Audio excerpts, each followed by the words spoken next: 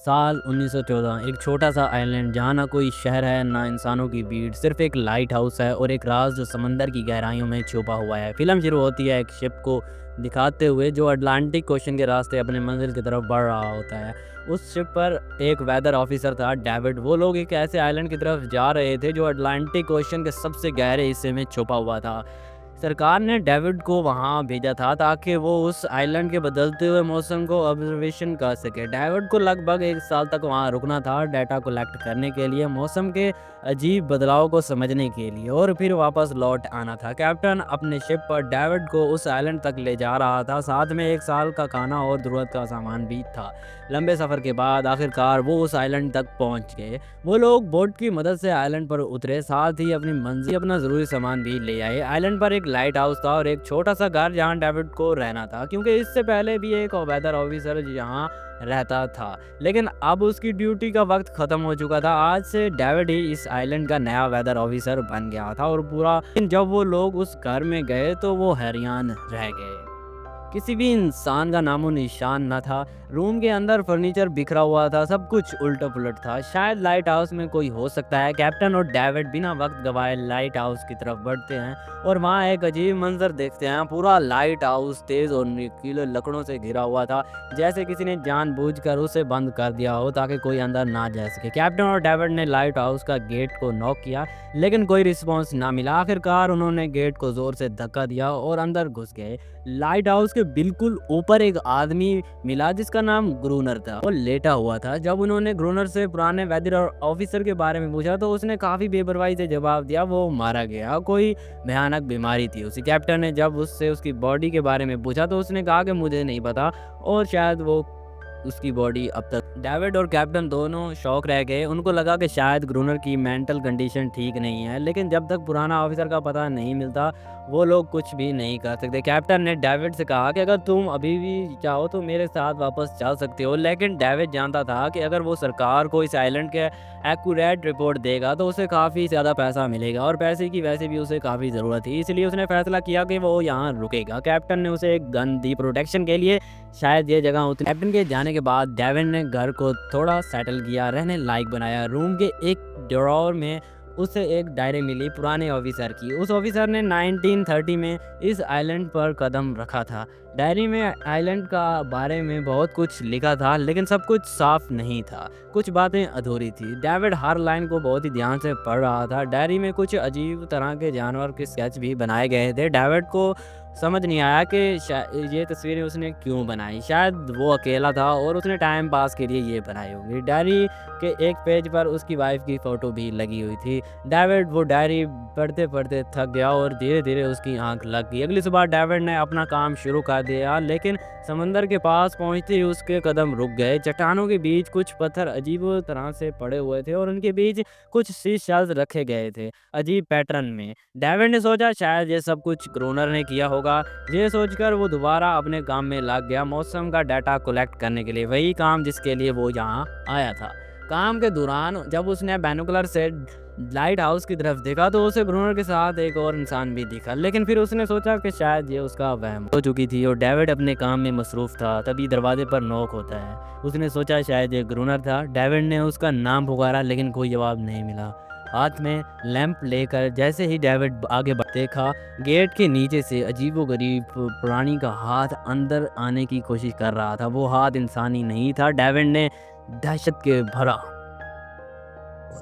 Lamp हाथ में लिए डेविड आगे बढ़ा। उसके कानों में कुछ अजीब सी आवाज गूंजने लगी और फिर उसने देखा गेट के नीचे से किसी अजीबोगरीब क्रिएचर का हाथ अंदर आने की कोशिश कर रहा था। वो हाथ इंसानी नहीं था। डेविड का दिल दहशत से भर गया। वो तुरंत बेसमेंट की तरफ भागा और वहां जाकर छुप गया। कुछ ही देर में वो आवाज तेज होने लगी और वो क्रिएचर अंदर घुस चुका था। वो चुपके चुपके से डेविड को ढूंढ रहा था। बेसमेंट के एक छोटे से क्रैक से उसने उस क्रिएचर की भयानक आंखों को देखा।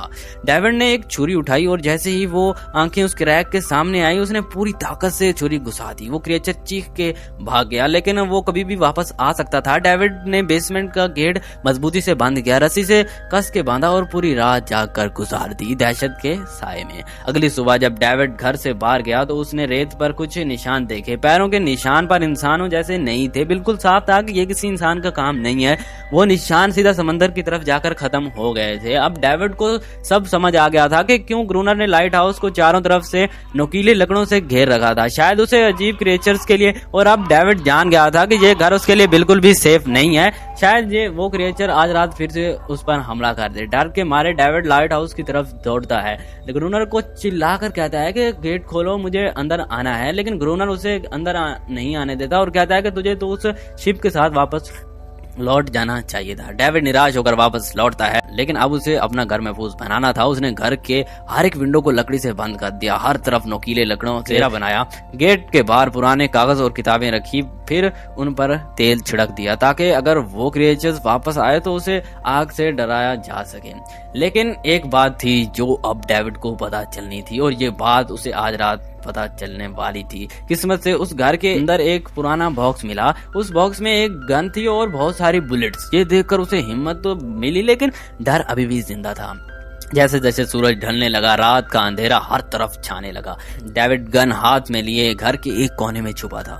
उसकी सांसें तेज थी। तभी एक आवाज सुनाई दी, और जब डेविड ने खिड़की की तरफ कदम बढ़ाया तो उसके जैसे पैरों के नीचे से जमीन एक खिसक गई। और सिर्फ एक नहीं, पानी से कई सौ सारे अजीबो क्रिएचर्स निकल रहे थे और सब उसके घर की तरफ बढ़ रहे थे। कुछ ही देर में वो गेट को तोड़ने की कोशिश करने लगे। डेविड ने तुरंत गोलियां चलाना शुरू की। कुछ क्रिएचर्स मारे गए, लेकिन अभी और भी ज्यादा गुस्सा हो गए और अब वो उसके घर घुसने की और भी जल्दी से कोशिश करने लगे। जैसे जैसे उनकी तादाद बढ़ने लगी, डेविड ने बिना वक्त गवाए गेट के बाहर रखे कागजों और पुरानी किताबों को आग लगा दी। आग देखकर वो क्रिएचर्स डर के मारे वापस समंदर में लौट गए, लेकिन अब वो आग डेविड के घर तक पहुंच चुकी थी। घर में आग लग चुकी थी और क्योंकि पूरा घर लकड़ी का बना हुआ था, आग बिजली की तरह फैल गई। डेविड ने तुरंत एक चादर में खुद को लपेटा और बचाया। गेट तोड़कर बाहर निकला और लाइट हाउस के पास एक बड़े पत्थर के पीछे छुप गया। उसका दायां हाथ बुरी तरह से जल चुका था। किस्मत से उसी रात बारिश हो गई।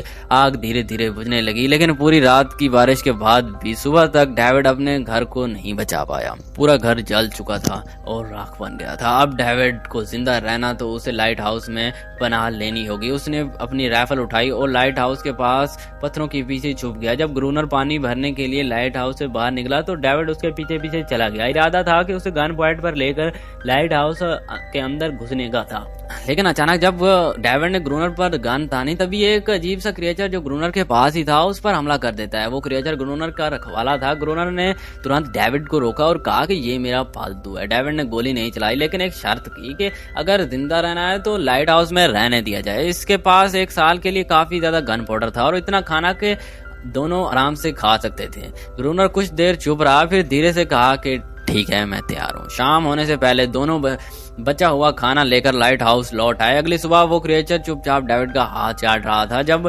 डेविड गहरी नींद में था और कुछ ही देर में उसका हाथ काफी ज्यादा ठीक हो चुका। ये सब डेविड के लिए एक शौक था, लेकिन जो आंखों के सामने हो रहा था उस पर यकीन करना मुश्किल था। लाइट हाउस के टॉप पर डेविड ने देखा ग्रूनर उन बुलेट्स को काउंट कर रहा था जो उन्हें गन से मिली थी, और वो क्रिएचर अपनी तरीके से ग्रूनर की मदद कर रहा था। इसका मतलब ये था कि ये जानवर वेलवेंट नहीं है। डेविड अब ग्रूनर से उसके बारे में जानना चाहता था और फिर ये सब दुनिया के सामने लाना चाहता था, क्योंकि ये किसी मिरेकल से कम नहीं था। एक अजीब सी फीमेल क्रिएचर समंदर के गहरे अंधेरों से उनके सामने थी। अगर इस क्रिएचर का सच दुनिया के सामने आता तो डेविड और ग्रूनर दोनों दुनिया भर में मशहूर हो जाते, लेकिन ग्रूनर ये सब नहीं चाहता था। वो इस आइलैंड से कहीं नहीं जाना चाहता। ग्रूनर के पास कोई अपना नहीं था। इसका हिसाब से सोसाइटी में कोई भी अकेला नहीं रह सकता और हर किसी को किसी न किसी का गुलाम या नौकर बनना पड़ता है। इसीलिए उसके लिए ये आइलैंड परफेक्ट था। ये जगह जहाँ वो अपने आप को किंग समझता था और अपनी मर्जी का मालिक था। इसी वजह से उसने आइलैंड के हर एक हिस्सों में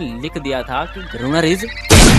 लेकिन वो अजीब सी फीमेल क्रिएचर उसका पालतू कैसे बनेगी? असल में एक बार ग्रूनर ने उसकी जान बचाई थी। वो गलती से उसकी फिशिंग नेट में फंस गई थी, तब वो क्रिएचर छोड़ी थी और उसी दिन के बाद वो ग्रूनर के साथ ही रहने लगी और इसे हर बात मानने लगी। लेकिन ग्रूनर गुस्से वाला इंसान था और उसने कभी भी उसके साथ इंसानियत से व्यवहार नहीं किया। वो उसके साथ रेगुलर फिजिकल रिलेशन रखता था। एक बार उस क्रिएचर ने ग्रूनर पर हमला भी किया और उसके बदले में ग्रूनर ने उसे सजा दी। एक ऐसी सजा के बाद वो क्रिएचर अपने आप को ग्रूनर की नौकरानी समझने लगी। शायद इसी वजह से हर रात वो क्रिएचर समंदर से बाहर आते हैं उसे वापस ले जाने के लिए, लेकिन वो क्रिएचर दिन के उजाले में अटैक नहीं कर सकते। खैर, अगर आप लोग चाहते हो कि मैं इसका नेक्स्ट पार्ट एक्सप्लेन करूं तो कमेंट बॉक्स के अंदर ज़रूर बताना, नेक्स्ट पार्ट ज़रूर लिखना और वीडियो को लाइक करना क्योंकि बहुत मेहनत लगी इसको बनाने के लिए। अल्लाह हाफिज़, मिलते हैं नेक्स्ट वीडियो में।